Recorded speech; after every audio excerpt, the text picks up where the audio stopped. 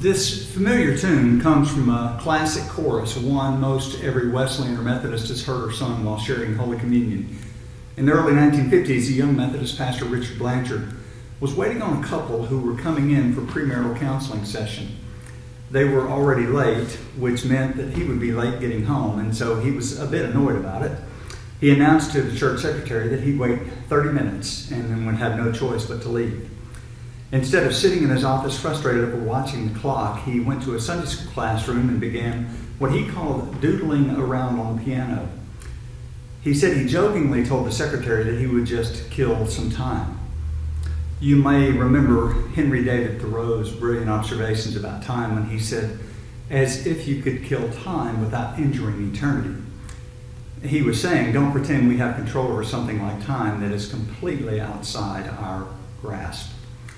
You see, the truth is that God occasionally will take that time, which we too casually, quote, determined to kill, and by one of those subtle but beautiful miracles will make it into something that far outlives the moment, perhaps even outlives us and even into eternity.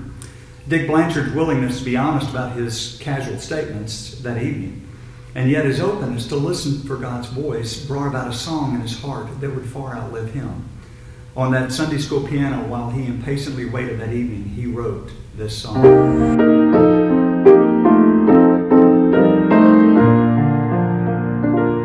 Fill my cup, Lord, I lift it up, Lord. Come and quench this thirsting of my soul. Bread of heaven, feed me till I want no more. Fill my cup, fill it up and make it whole. Our Methodist hymnal includes only the refrain to that song. Many people thought the song was only a chorus, a beautiful chorus, but they'd never heard any verses. Some had heard the song done very well by Jesse Dixon, one of the earliest artists who stepped across racial lines. As an African-American pastor, Dixon sang "Fill My Cup, Lord" on the Bill and Gloria Gaither Homecoming series. He always sang 3 verses with that chorus. He did it so well and so often that some attributed the song to Dixon. From what I read, Dixon would never have made such a claim. After Dick Blanchard passed away in 2004, his wife and some others petitioned that the full hymn would be included in the hymnals by Methodist publishers. Dean McIntyre says eventually all 3 stanzas were published with that inspiring sacred chorus in the UMC's release of Worship and Song in 2011. This coming Sunday, as we share in worship and Holy Communion, we'll go back to the place where Dick Blanchard got his original inspiration for the song. It's a story in John chapter 4 about the Samaritan woman at the well. A well somewhat like this one here in Burns, outside Dixon, Tennessee. We're going to focus there and focus on the feeding of the multitudes in John chapter 6 as well, which is really in Matthew 14.